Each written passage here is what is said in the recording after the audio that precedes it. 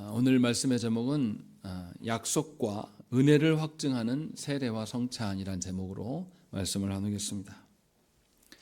우리는 벨직 신앙고백서를 통해서 벨직 신앙고백서 27조부터 쭉 교회에 대해서 배웠습니다. 그리고 이제 33조부터, 오늘이 33조인데요. 33조부터 35조까지는 하나님께서 교회에 주신 표지 중에서 성례에 대해서 고백을 합니다. 성례에 대해서 배워갈 거예요. 그런데 교회의 성례는 세례와 성찬 두 가지밖에 없어요. 그런데 벨직 신앙고백서는 이상할 정도로 성례에 대해서 세 조항이나 할애하고 있습니다. 우리가 보게 될 이제 다음 주에 34조 세례와 성찬에 대해서 각각 배울 텐데요. 분량이 굉장히 길어요. 다른 조항들은 그렇게 길지 않았는데 이상하게 성례에 대해서 두 개밖에 없는 성례, 세례와 성찬을 설명할 때 무려 3주간이나 활용을 하고 있고 또 분량도 상당히 긴 것을 볼 수가 있습니다.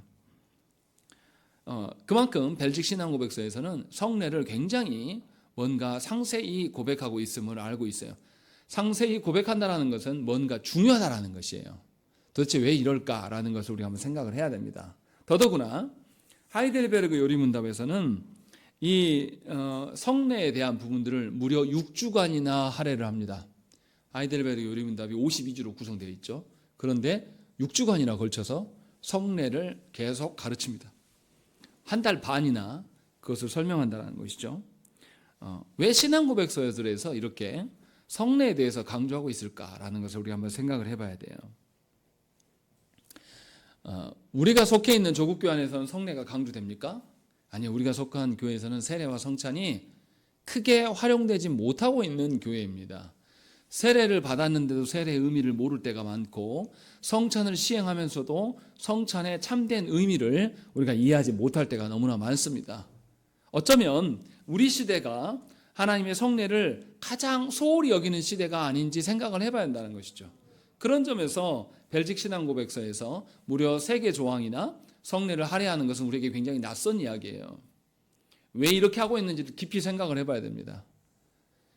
당시에 이 벨직 신앙고백서나 또 다른 신앙고백서들이 쓰여질 그 종교개혁 이후에 그 상황들을 한번 살펴보면 성례에 대한 논쟁이 굉장히 뜨거웠습니다. 실제로 성례 때문에 교단이 나눠지고 하나 될 수 없음을 선언하는 경우가 나타납니다. 그리고 또 성례의 교리는 단지 성례의 문제만을 말하는 것이 아니에요. 성례를 통해서 그리스도가 드러나는 것이고 그리스도의 희생과 승천, 또 그리스도께서 승천하심으로 우리에게 무엇이 주어졌습니까? 성령 하나님이 우리 가운데 주어졌기 때문에 죄인의 구원하는 모든 여정 가운데 관련되어 있는 교리들이 다 연결되는 것이 성례입니다. 그래서 굉장히 중요한 거예요. 그런데 조국교회 안에서는 성례에 대한 이해도가 낮기 때문에 이것을 별로 없이 여기는 경향이 있습니다. 그러나 분명하게 벨직 신앙고백서나 또 소요리문답에서도 그렇고 하이델베르그 요리문답에서도 성례에 대한 부분들이 할애가 굉장히 크다라는 것을 저와 여러분들이 알아야 돼요. 이것은 교회의 역사 가운데 늘 있어왔던 이야기예요. 왜 그렇습니까? 하나님이 주신 말씀 못지않게 성례가 굉장히 성도들에게 유익이 있는 것이고 의미가 있는 것이에요. 그런데 사탄이 이 성례를 형식적으로 종교 예식으로 전락시켜 버렸어요. 그래서 더 이상 성도들이 교회의 3대 표지 중에서 하나인 말씀, 성례를 성도들이 더 이상 유익을 못 누리게 만드는 방식으로 몰아간 것입니다.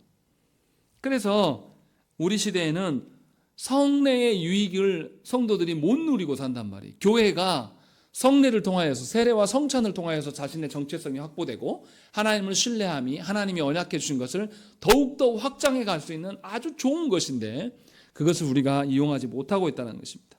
다시 말하면 위로를 하나님이 주신 것에서 찾지 않기 때문에 조국교회 안의 성도들이 어떤 위로를 찾습니까? 하나님이 그들의 위로가 되지 않아요. 뭐가 위로가 되어버립니까? 세상의 것이 위로가 되는 경우가 허다합니다. 그래서 예수를 믿으면서도 하나님이 진정한 우리가 위로가 되면 거기에 만족할 텐데 거기에 만족하지 못해서 어떻습니까? 사람을 찾아요. 또 아니면 사람이 아니면 나를 위로해 주는 어떤 드라마나 영화를 소설을 찾기도 하고 아니면 그것도 안 되면 상담사를 찾아간다든지 이런 식의 결과들이 우리에게 나타난다는 것입니다. 이것은 우리가 성례를 합당하게 쓰지 못한 결과라는 것이죠. 그런 점에서 우리가 성례를 대할 때에 과연 성례가 얼마나 중요한 것이길래 이렇게 말씀하는가를 바르게 알아야 됩니다. 그래서 우리 안에 진정으로 바르게 성례가 시행되어서 모든 성도들이 성례가 주는 그 위로와 성례로 인하여서 하나님께서 우리에게 의도하신 바가 온전히 드러나게 해야 된다는 것입니다. 그것이 우리가 해결해야 될 문제라는 것입니다. 그러면 이제 하나씩 살펴보십시다. 성례라는 말의 의미가 도대체 무엇인가라는 것이죠. 성례라는 말이 성경에 나옵니까? 안 나옵니까? 성례가 성경에 나옵니까? 안 나옵니까? 안 나옵니다. 성례라는 말, 라틴어로 사크라멘툼 이렇게 이야기하는데 이 말이 안 나와요. 언제 처음 나오냐면 카르타고의 교부였던 터툴리안이 자신의 기록에 처음 남긴 것이 성례예요. 그때 라틴어로 썼는데 그때 사크라멘툼이라고 말을 썼어요. 그러면 사크라멘툼이라는 이 단어는 원래부터 성경에 없었는데 어디서 가져온 거냐라는 것이죠. 사크라멘tum의 원래 뜻은 뭐냐면 두 사람 간에 분쟁이 생기면 분쟁하는 사람들이 자기가 옳다라는 것을 증명하기 위해서 신전에다가 돈을 맡겨요. 둘 다. 그래서 누가 판결이 나겠죠. 어느 쪽이 옳고 어느 쪽이 거짓말이다. 그러면 이 거짓말한 사람 이 돈이 신을 섬기는 거룩한 돈으로 바뀝니다. 그때 사크라멘툼이라는 단어를 썼어요. 또 어떤 경우에 썼냐면 병사가 군대에 나라에 충성을 맹세하는 의미로서 사크라멘툼이라고 썼습니다. 그래서 사크라멘툼은 거룩해지다 또 아니면 희생된다, 희생한다 라는 의미로 원래 썼던 단어예요. 그러니까 사크라멘툼은 어떤 다른 사람이나 어떤 다른 무엇에 헌신하거나 얽매이게 하기 위한 어떤 확증이에요. 그것이 사크라멘툼이라는 뜻이죠. 그래서 군사적인 맹세를 할 때나 법정에서 증거를 제시할 때에 자신이 뱉은 말에 증언한 바에 얽어맬 때 사크라멘툼이라는 단어를 썼다고 해요. 다시 말하면 이 교회에서 성례라는 단어, 이 사크라멘툼이라는 단어를 썼다라는 것은 가져왔다라는 것은 성도로 하여금 이 성례를 통하여서 예수 그리스도의 거룩한 용사됨을 확증해 주는 것이에요. 다시 말하면 성례를 통하여서 성도는 예수 그리스도께 헌신되어지고 예수 그리스도께 메어지는 주의 군사가 되는 것을 확증해 주는 것이 성례, 사크라멘tum의 뜻이라는 것입니다. 그러니까 성도들은 성례를 통하여서 예수 그리스도의 참된 군사가 되는 겁니다. 그러면 이제 반대로 물어볼 수 있어요. 그러면 성도들에게 무슨 유익이 있는가? 성례를 통하여서 유익이 있다고 했는데 도대체 무슨 유익이 있는가라는 것이죠. 오늘 주보를 잘 보시면 33조에서 뭐라고 이야기하냐면 읽어보겠습니다. 첫째 줄부터 해가지고 한 문장이 끝날 때까지 믿습니다까지 우리 읽겠습니다. 시작.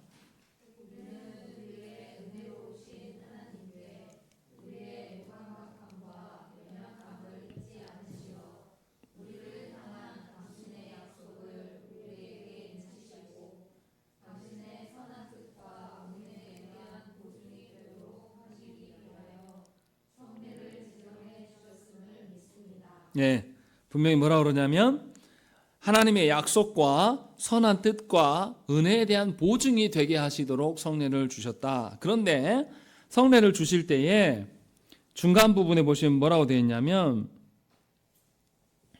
몇째 줄일까요? 한 8번째 줄 될 것 같습니다. 거기에 하나님께서 당신의 말씀에서 우리에게 선언하신 것과 내적으로 우리 마음속에 행하신 바를 우리의 외적 감각에 더욱더 잘 나타내게 하기 위해서 복음의 말씀에 성례들을 추가시키셨습니다. 이렇게 기억하고 있어요. 그러니까 하나님께서 무엇인가 말씀에 추가적으로 주신 것이다 라고 말하고 있는 거예요. 말씀을 통해서 하나님의 언약이나 하나님의 구원의 은혜들을 우리에게 확증해 주시고 알리시는데 성례로 말미암아서 뭔가 말씀에 추가된 것이다 라고 말하고 있습니다. 그러면 말씀에 추가됐단 말이 오해하면 복음의 말씀이 뭔가 부족하다는 것인가 불완전한 것이냐 것이기 때문에 이렇게 하시는 것인가 이런 생각이 들 수 있습니다. 그 말을 하려고 하는 게 아니에요. 하나님의 말씀은 이미 완전해요. 불완전하지 않습니다. 그러면 뭐가 문제입니까? 하나님의 말씀을 받는 우리가 불완전합니다. 우리가 무감각해요. 그래서 타락해서 우리는 하나님의 말씀을 받을 때 무례하게 받습니다. 또 우리 식으로 오해해서 하나님의 말씀을 가하거나 감하는 일들이 생기는 것이죠. 그래서 하나님이 주신 그 구원의 은혜를 계속 유지하지 못합니다. 그래서 하나님께서는 우리의 연약함을 알게 하시기 위해서 들려지는 말씀이 아니라 성례할 때 어떻습니까? 성례를 시행하면서 보게 돼요. 보여지는 말씀. 또 성례할 때 어떻습니까? 그리스도의 피와 살을 우리가 어떻게 해요? 만지고 마신단 말이에요. 그래서 우리가 감각적으로 만지는 말씀으로 경험할 수 있는 말씀으로 보여주시는 것이 성례라는 것입니다. 그래서 하나님께서 성례를 제정해 주시는 것은 둔감한 우리에게 더욱더 확실히 알게 하시기 위해서 그렇게 하신 거예요. 왜 그렇습니까? 모든 인류는 하나님께서 말씀을 통해서 자신을 계시해 주시는데 이것에 대해서 매우 둔합니다. 왜 그러냐면 아담의 타락으로 인한 것이에요. 그래서 모든 인류는 아담의 타락으로 말미암아서 하나님을 알아보고 하나님의 뜻을 발견하는 데 있어서 매우 무디고 둔감해졌습니다. 이것이 구원받은 모든 성도들에게도 여전히 남아 있습니다. 그래서 성령께서 우리 안에서 믿음을 일으키고 계신다는 사실을 우리가 모를 때가 많습니다. 그래서 예수 믿었음에도 불구하고 우리는 다시 옛날 습관으로 돌아가요. 옛 우리의 본성으로 돌아가서 여전히 하나님의 말씀을 반대하는 쪽으로 하나님의 말씀을 귀찮아하는 방식으로 우리가 돌아서고 또 우리는 어떻습니까? 말씀을 들어도 말씀을 들은 것으로 인하여서 오해하고 의심하게 돼요. 또 우리는 하나님을 믿어요. 하나님에 대한 믿음이에요. 우리에 대한 믿음이 아니에요. 그런데 우리는 어떻게 생각합니까? 나를 보면서 내가 하나님께 순종하는지 안 하는지를 보면서 우리가 의심을 갖게 돼요. 이상한 방식이지 않습니까? 하나님을 믿은 거예요. 그러면 우리의 의심이 나로 인해서 생기면 됩니까? 안 됩니까? 안 되죠. 사실은 하나님에 대한 믿음이니까. 그러면 하나님이 흔들리지 않고 변함이 없으면 우리도 안 흔들려야 정상이거든요. 근데 우리는 놀랍게도 하나님에 대한 믿음을 갖고 있으면서도 불구하고 나의 어떠함으로 인하여서 의심한다는 것입니다. 그래서 우리가 현실을 살아갈 때 어때요? 우리 현실 속에 벌어지는 일을 볼 때 뭔가 모순적이다라는 거죠. 하나님은 우리를 사랑하신다는데 왜 내 삶은 이래? 이런 방식으로 오해될 때가 너무나 많아요. 그래서 하나님께서는 말씀 외에 우리의 의심을 막기 위해서 실제적으로 우리의 삶에 관여하시기 위한 것을 보여주는 거예요. 그래서 베드로 사도는 뭐라고 말했냐면 성도들에게 갓난 아기들 같이 순전하고 신령한 젖을 사모함으로 구원에 이르러 자라가라고 말씀하신 거예요. 그래야지만 하나님의 행하신 것을 보게 되는 것이죠. 이처럼 하나님께서는 우리의 연약함을 너무나 잘 아십니다. 그래서 이것을 보완하시기 위해서 성례를 주셨어요. 표징을 준 것이죠. 인을 주신 거예요. 성경 속에 그런 사건들이 많습니다. 하나님께서 별로 믿지 못하는 기드온에게 어떤 표징을 보이십니까? 기드온이 요구하는 방식에 응해 주셔요. 그래서 2번이나 하나님께서 표징을 보여주십니다. 기드온이 믿음이 좋아서 한 게 아니라 믿지 못하기 때문에 하나님께서 그 표징들을 보여주신 겁니다.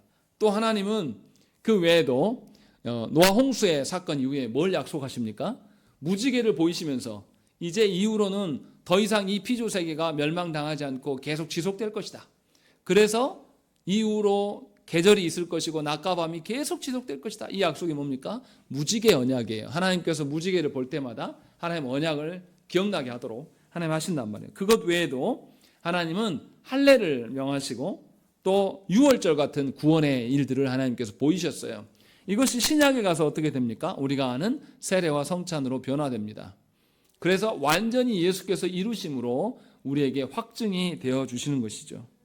그렇기 때문에 모든 성도는 하나님께서 제정하신 것 안에서 확증을 받아야 돼요. 그것이 뭐냐면 성례라는 거죠. 우리의 믿음이나 우리의 신앙의 자라감을 세상 속에서 벌어지는 일들 가운데서 확증받으려고 하지 말고 하나님께서 성례로 확증해 주신 것 그 안에서 하나님의 언약하신 것, 약속하신 바를 믿고 따르라는 거예요. 그러할 때 우리는 하나님의 인도하심을 더욱더 확실히 볼 수가 있다는 것입니다. 이것이 성례의 개념이에요.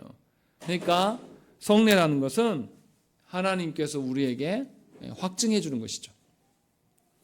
그래서 33조에서 성례를 뭐라 그러냐면 내면적이고 보이지 않는 뭔가에 대한 표화인이다 라고 이렇게 말해요. 한 10번째 줄인가요? 거기 보시면 성례들은 내면적이고 보이지 않는 뭔가에 대한 보이는 표화인이다 라고 이야기를 하고 있습니다. 하나님의 언약이라든가 우리가 하나님의 구원이라든가 하나님을 믿음은 눈에 보이지 않아요. 그런데 하나님께서는 표화인으로서 확인시켜 주는 것입니다. 그래서 성례는 표로서 어떻습니까? 하나님의 역사하심, 하나님의 역사하심은 보이지 않잖아요. 우리가 감지할 수도 없고 그것을 생생하게 더 잘 드러내줘서 상징적으로 우리에게 드러내 보여줍니다. 그래서 우리가 하나님을 더욱더 신뢰할 수 있게끔 하나님의 어떠하심을 더욱더 풍성하게 누릴 수 있게 하신다는 거죠. 인이라는 것은 뭡니까? 인 언제 써요? 도장 계약할 때 딱 확증하는 거죠. 그래서 하나님께서 우리에게 약속해 주신 바, 약속한 것이 곧 계약과 같은데 약속하신 바를 더욱더 신뢰하게 하기 위하여서 하나님께서 성례를 통하여서 확인시켜 주시는 것이에요. 보증해 주는 겁니다. 그렇지 않습니까? 계약서 자체가 예를 들어서 부동산 거래할 때 계약서 자체가 집인가요? 아니에요. 그런데 계약서를 통해서 저 집이 누구 것이다, 내 것인 것을 확인하려고 하는 거잖아요. 그런 것처럼 성례를 통하여서 하나님의 어떠하심을 보여주는 거예요. 그런데 이제 문제는 여기서부터입니다. 이런 하나님의 표와 인에 대해서 오해하는 자들이 너무나 많아요. 특히 벨직 신앙소백서가 기록될 당시에 로마 교회와 제세례파들은 극단적으로 이것을 오해했습니다. 로마 교회는 성례 행위 자체가 은혜를 준다고 믿었어요. 성례 행위를 하기만 하면 하나님의 은혜가 자동적으로 우리에게 주입된다라고 믿었어요. 그래서 성례 행위가 하나님의 은혜를 배달해 준다 이렇게 믿은 것이죠. 그럼 어떻게 됩니까? 성례를 안 하면 돼요, 안 돼요? 안 되는 거죠. 성례 굉장히 중요한 것이 돼버려요. 그리고 로마 교회는 어떻게 돼요? 그 앞에 성례 이전에 뭐가 있어야 돼요? 말씀이 있어야 되는데 하나님의 언약이나 말씀에 대해서 관심이 있겠습니까? 없겠습니까? 이거 없어도 돼요. 뭐만 하면 돼요? 성례만 있게 되면 돼요. 그래서 로마 교회에서 어떻게 해요? 사제가 빵과 떡을 듣고 하나님께 기도하면 실제로 어떻게 된다는 거죠? 예수의 몸으로 바뀐다라고, 예수의 피로 바뀐다라고 믿는 거예요. 그래서 그것을 강조하는 겁니다. 성례만 하면 은혜가 주입되는 거예요. 그러니까 뭐가 중요해지겠습니까? 성례 의식이 굉장히 중요한 것이 되어버립니다. 그런데 제세례파나 다른 쯔빙글리까지도 이 성례를 반대로 이야기합니다. 개혁주의자들이 성례를 지나치게 강조한다라고 이렇게 이야기를 해요. 왜 그렇습니까? 쯔빙글리는 성례 행위는 그냥 단지 기념하는 것이다, 더 이상 의미가 없다 이렇게 생각을 했어요. 그래서 성례를 통해서 어떤 다른 목적을 달성할 수 있다고 본 것이 아니에요. 제세례파는 어떻습니까? 아무리 성례를 해도 그것은 사람의 일일 뿐이다. 성령께서 특별하게 이 역사하시지 않으면 그럴 수 없다라는 거죠. 그러니까 이 사람들의 생각은 뭐냐면, 제세례파 생각은 세상의 어떤 물리적인 것으로 보여주는 것이 별로 중요하지 않다. 그러니까 그리스도의 살과 피를 먹는 행위가 어떻게 하나님이, 그 고결하신 하나님이 물리적인 것으로 되냐. 그래서 성례를 부인했습니다. 그래서 이 제세례파나 쯔빙글리 같은 사람들은 성례를 굉장히 약화시켰어요. 반대로 로마 교회는 성례라는 그 행위 자체가 뭔가 하나님의 은혜를 준 것처럼 너무 강화시키는 측면으로 나아갔다는 것입니다. 우리는 여기서 이제 중심을 잡아야 돼요. 분명히 성례는 그리스도께서 제정하여서 우리에게 명령하신 것입니다. 그래서 구약의 언약에 표했던 할례와 유월절을 능가하는 것이에요. 왜냐하면 할례와 유월절은 구약에서 반드시 뭐 했습니까? 행할 때마다 뭐 했어요? 뭘 봤습니까? 피를 봤어요. 그런데 예수께서 오심으로 인하여서 이제 더 이상 피를 볼 필요가 있습니까? 없습니까? 없어요. 이제 완벽해진 거예요. 그게 뭐냐면 세례와 성찬이라는 것이죠. 그래서 분명하게 하나님의 어떠하심을 확증해 주는 것이죠. 이것이 분명하게 우리 안에 있다라는 것입니다.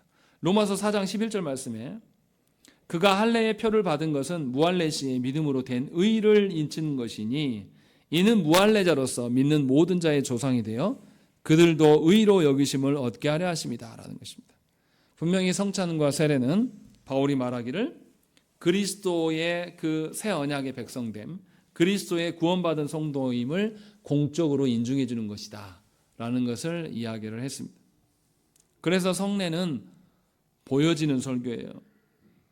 그래서 아직 세례받지 못한 사람들도 이 성례에 참여해서 그 보이는 설교를 보는 것으로도 유익이 있다라고 말을 합니다. 그러면 이제 궁극적으로 성례의 목적이 뭔지 우리가 살펴야 됩니다. 하나님께서 우리에게 인쳐주시고 증표가 되어주신다고 말씀을 합니다.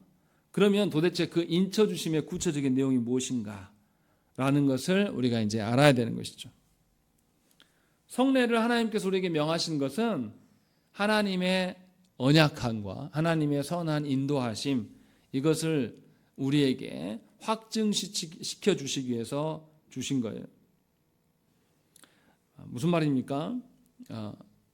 결혼은, 지금은 자주 그런 게 없는데요. 결혼을 앞두고 뭐부터 하죠? 옛날에는 결혼 앞두고 뭐부터 해요? 약혼식부터 했어요. 약혼식 할 때 뭐 하죠? 약혼 반지를 교환을 해요. 반지가 의미가 있습니까? 아니면 약혼했다는 것 자체가 의미가 있습니까? 이제 이 사람하고 혼인하여 살 거야. 그래서 반지 자체가 중요한 게 아니라 뭐가 중요한 거죠?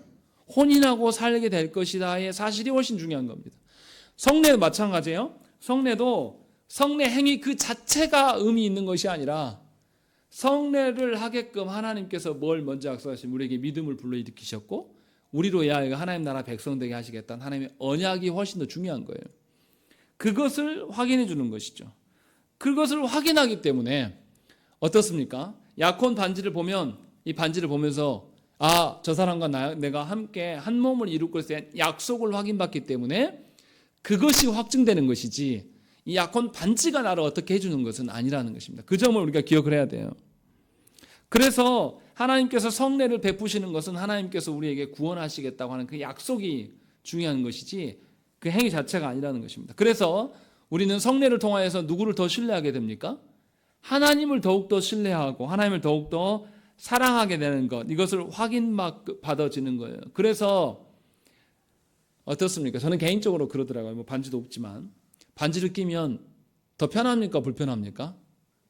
불편해요. 반지 끼면 어떻게 돼요? 설거지 할 때도 어떻게 해요? 안에 물이 찹니다. 때가 껴요. 또 반지를 껴놓으면 이렇게 움직일 때 이런 데다가 반지가 어때요? 부딪힌단 말이에요. 부딪히고 상해요. 아무리 좋은 반지를 사도. 그래서 나중에 어떻게 됩니까? 이 반지를 모시고 다녀야 돼요. 모시고. 기스나면 돼요? 안 돼요? 기스나면 아내한테 혼나죠. 그래서 모시고 다는 형국이 돼요. 저는 옷도 그래요. 옷도. 제 아내랑 저랑 옷 생각이 많이 다른데요. 제 아내는 옷을 귀중하게 여겨야 되는 사람입니다. 저는 옷은 그냥 사람한테 옷이 맞춰져야 되는, 저는 그렇게 생각을 하는 거예요. 그러면 양 두 사람의 태도가 어떻겠습니까?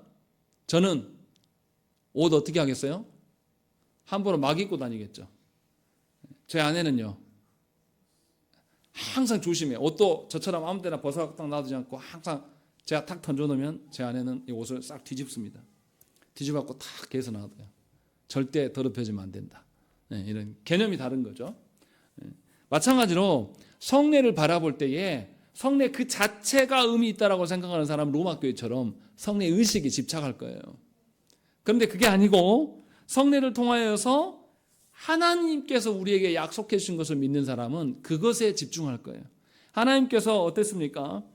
우리의 영적 성장을 위하여서 하나님이 머리로만 계시는, 영혼 속에 계시는 하나님만이 아니라 우리의 삶에 관여하시고 우리의 삶에 실존하시는 하나님이심을 확인시켜 주시기 위해서 실제로 성례를 주신 거예요. 그래서 성례 때 뭐합니까? 먹고 마시는 겁니다. 만지고 보고 느낄 수 있도록 하나님께서 하시는 거예요. 왜요? 하나님께서 실제로 우리의 삶에 관여하시고 우리의 믿음을 실제로 자라게 하시고 우리의 삶을 다스리시는 하나님이시다는 것을 보여주고 있는 것이죠. 그래서 성례를 통하여서 우리는 하나님의 창조와 하나님의 섭리를, 하나님의 보존하심을 부인할 수가 없는 것이에요. 그래서 하나님의 약속을 굳게 붙드는 것이 하나님의 성례의 목적이라는 것입니다. 그래서 성례를 통하여서 우리는 우리의 신앙이 강화될 수가 있어요. 성례 자체의 의미가 아니라 복음의 약속이 훨씬 더 중요한 것이에요. 복음의 약속대로 실제로 실현될 것이다라는 것을 성례를 통해서 우리가 보게 되는 것이죠. 만약에 이 성례를 하나님의 약속의 관점으로 보지 않고 그냥 참여만 하게 되면 그는 성례가 어떤 의미로 남겠습니까? 믿음 없는 상태로 성례를 받아요. 성경에서 뭐라고 합니까? 성례를 앞두고 너를 잘 돌아보고 성례에 참여하라고 말해요. 만약에 돌아보지 않고 함부로 참여하면 뭐라고 그랬죠? 네 죄를 먹고 마심이 되는다라고 이렇게 말했어요. 다시 말하면 하나님의 언약을 상정하지 않고 성례에 그냥 참여하면 아무런 믿음도 없고 하나님의 언약에 대한 기대함도 없이 성례에 참여하기만 하면 오히려 그 성례에 참여하면 그 사람에게 뭐가 되겠습니까? 하나님의 심판의 증거가 된다는 거죠. 그런 점에서도 유익할 수 있어요. 그 사람한테는 안 좋겠지만. 그래서 우리는 분명하게 알아야 돼요. 하나님께서 성례를 주신 목적은 우리에게 명하신 하나님의 구원의 은혜와 하나님의 언약을 더욱더 강화시켜서 우리의 신앙을, 하나님을 신뢰함을 더욱더 증진시키기 위하여서 이 성례를 주신 것이라는 거죠. 그렇기 때문에 우리는 성례를 통하여서 하나님의 언약과 하나님의 말씀에 대해서 더욱 깊이 사랑할 수 있는 방향으로 자라가야 된다는 것입니다. 이것이 성례에 주시는 목적이에요. 그러면 이제 우리가 계속 논의를 한 것처럼 성례 자체로 중요한 것이 아니라 성례를 통하여서 하나님의 복음의 언약이 드러나야 되는 것을 말씀했어요. 그러면 우리가 말씀과 성례의 관계를 한번 생각을 해봐야 돼요. 성례는 분명하게 하나님의 표와 인이에요. 그렇다면 성례 자체로서의 그 표와 인이 되지 않기 때문에 반드시 성례 이전에 뭐가 전제해야 됩니까? 말씀이 전제돼요. 복음의 약속들이 있어야 된다는 것입니다. 그래서 복음의 말씀에 뭐라고 했습니까? 성례들을 추가시켰다 이렇게 고백하고 있는 겁니다. 오해하지 말아야 될 것은 성례가 복음의 말씀에 뭔가 덧붙인다는 소리입니까? 덧붙인다는 소리가 아니에요. 성례는 들려진 말씀이 그냥 보여지게 하는 말씀일 뿐이에요. 마치 뭐하고 똑같냐면 책을 봐보세요. 애들 그림책을 한번 봐보세요. 그림책을 보면 어떻습니까? 글씨도 있어요. 글씨도 있는데 이 그림이 어떤 내용입니까? 그 글의 내용을 반영하는 것이지 글에 없는 거를 그림이 덧붙이거나 빼거나 뭐 이렇게 하진 않아요. 그러면 그 그림이 잘못된 거죠. 분명하게 하나님께서 성례를 우리에게 주신다라는 것은 복음의 말씀에 뭔가를 덧붙이려고 하는 것이 아니에요. 복음의 말씀을 더욱더 그냥 드러내는 방식이라는 것이죠. 그래서 성례를 통해서 우리는 새로운 것을 얻는 것이 아니에요. 성례를 통해서 우리는 복음에서 드러난 예수 그리스도, 삼위 하나님을 더욱더 확증하고 알게 되는 것입니다. 그래서 그리스도를 더욱더 의지하게 되는 거예요. 그러니까 말씀에서 깨달은 바를 더욱더 확인받을 수 있는 것이 성례라는 것이죠. 그래서 우리는 말씀으로 한 번, 성례로 또 한 번, 또다시 우리는 그리스도 안에 머물러야 되고 그리스도의 말씀대로 살아야 되는 것을 보게 되는 것입니다. 그래서 성례는 말씀을 더욱더 선명하게 하는 것이지 말씀을 떠나서 따로 독립적으로 무관한 방식으로 존재할 수가 없어요. 그래서 반드시 성례를 앞두고 말씀을 전해야 됩니다. 그리고 그러할 때에 성례의 참된 의미가 드러나는 것입니다. 그런데 로마교는 어떻습니까? 뭐 자체만을 중요시해요? 성례 그 자체만을 신성시 여김으로 인해서 말씀과 분리시켜버린다는 것입니다. 분명히 알아야 돼요. 그러니까 성례를 대하는 성도의 태도는 어떻습니까? 주신 말씀의 의미를 붙잡고 성례에 참여하는 것이에요. 내 마음대로 내 방식대로 참여하는 것이 절대 아니라는 것입니다. 그래서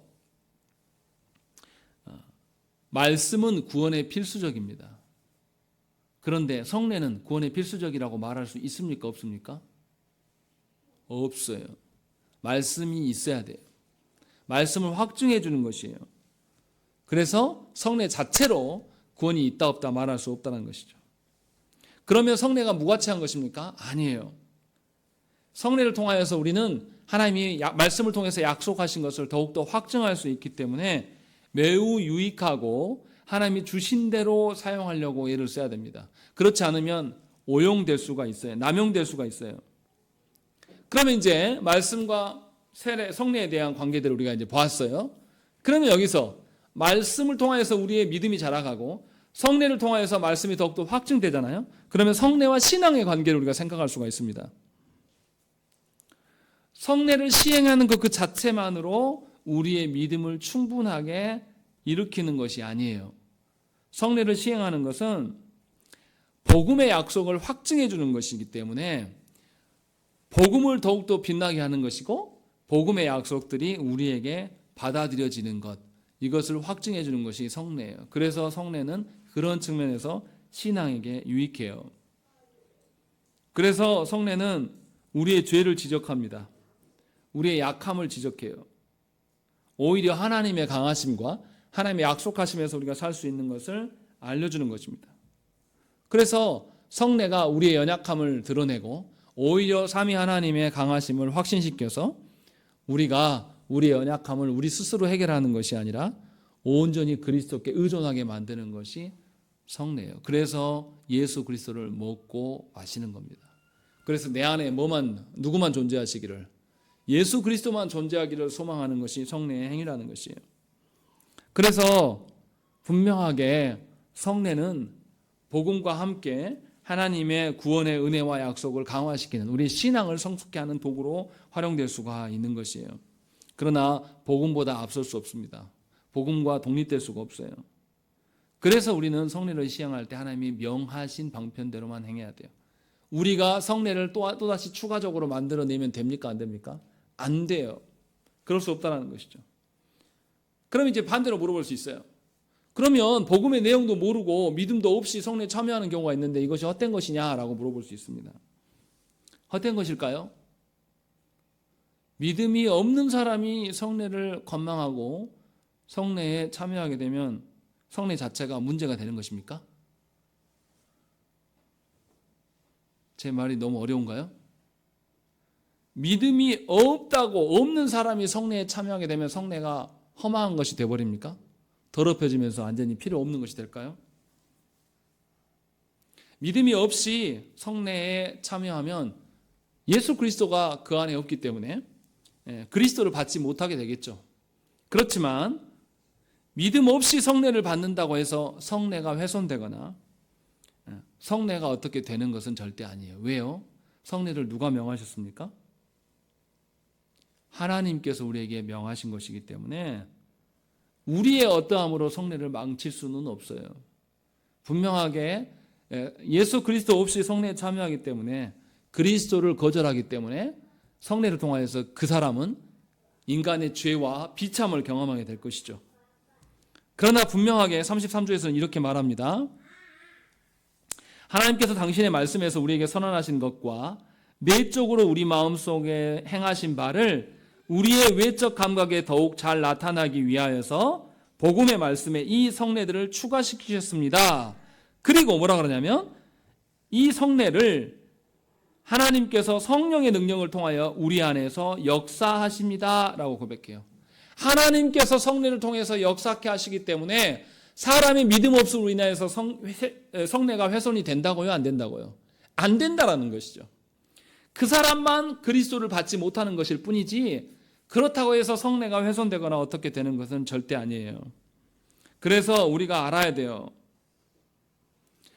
성례는 하나님의 약속을, 하나님의 어떠하심을 인치는 것이지 사람의 어떠함으로 좌우되는 것이 아니에요. 그러니 조국교 안에서 이런 말 하면 안 됩니다. 성례를 누가 집례하느냐에 따라서 은혜가 있다 없다 말할 수 있습니까? 없습니까? 없는 거예요. 흠이 많고 죄 지은 사역자가 혹시 성례를 집례하게 되는 경우도 있어요. 그래도 그 성례는 가치가 있습니까? 없습니까? 있어요. 삼위 하나님의 인치심이지 사람의 인치심이 절대 아니라는. 그러니까 여러분들 착각하시면 안 돼요. 누가 집례하느냐가 별로 중요하지 않습니다. 또 우리 성례에 참여하는데 내가 보니까 저 사람 회개 안 했는데 참여하네? 그것 때문에 내가 기분 나쁠 필요가 있습니까? 없습니까? 없다라는 거예요. 그 사람은 예수 그리스도 없이 그것에 참여하기 때문에 거기에서 자기의 죄를 먹고 비참을 경험할 뿐이에요. 하나님 그렇게 하시겠다고 말씀하셨어요, 이미. 그러면 우리는 성례에 아무 생각 없이 참여해도 됩니까? 아니에요.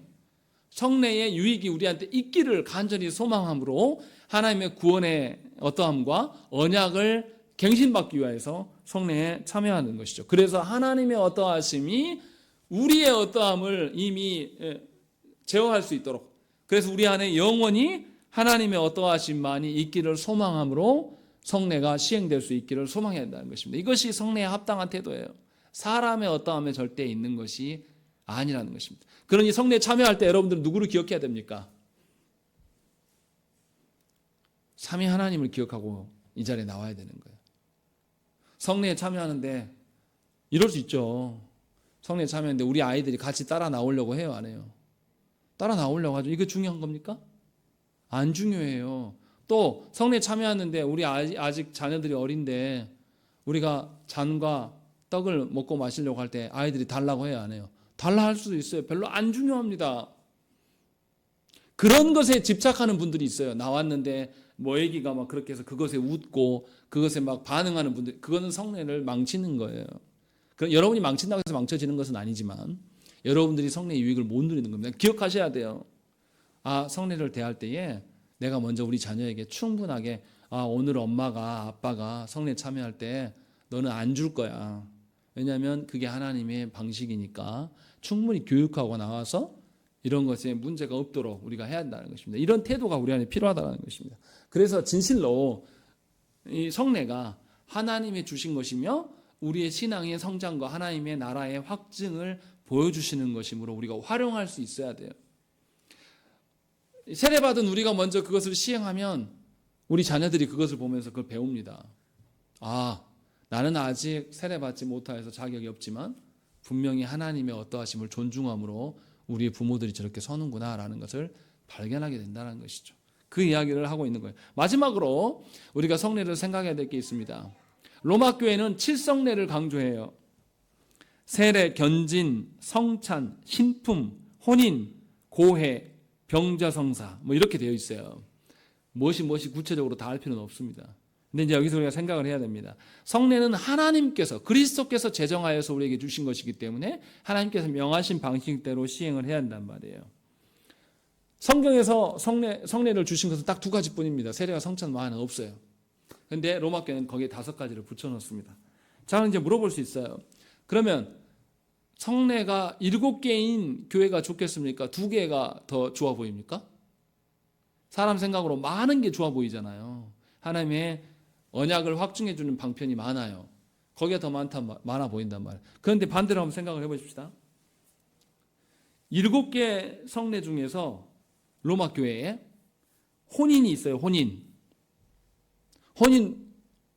성례를 못하는 사람이 있습니다. 누굽니까? 누가 못해요? 신부가 못해요. 신부가. 사제들. 7개 성례 만들어놨는데 못하는 게 생긴단 말이에요. 그 사람들 결혼 안 하잖아요.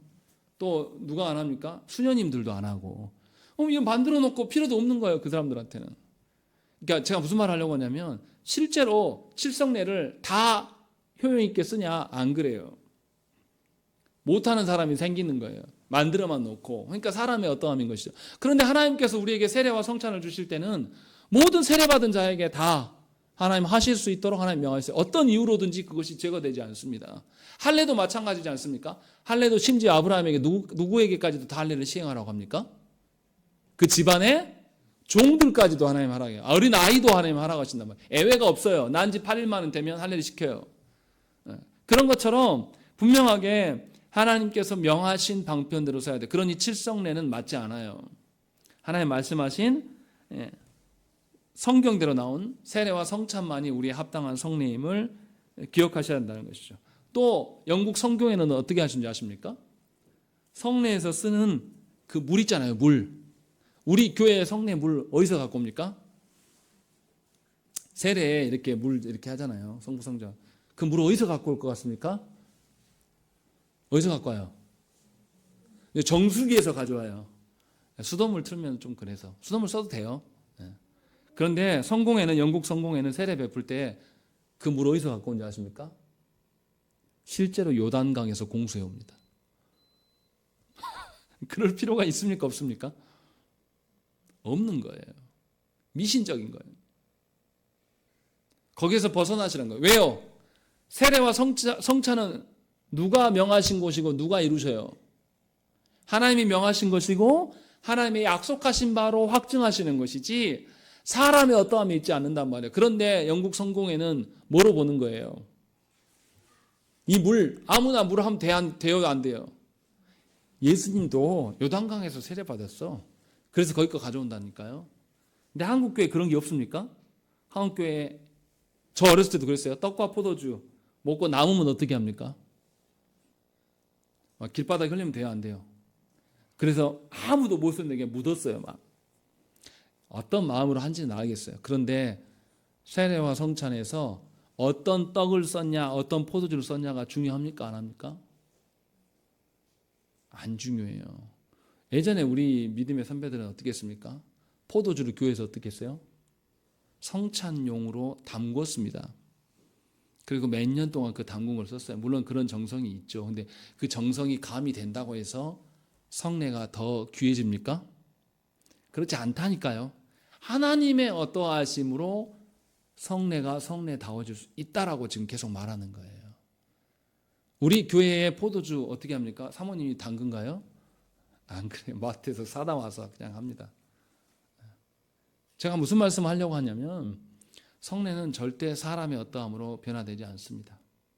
그것이 중요하지 않아요. 떡 떼는 것도요. 막 그렇게 따지는 분들이 있어요.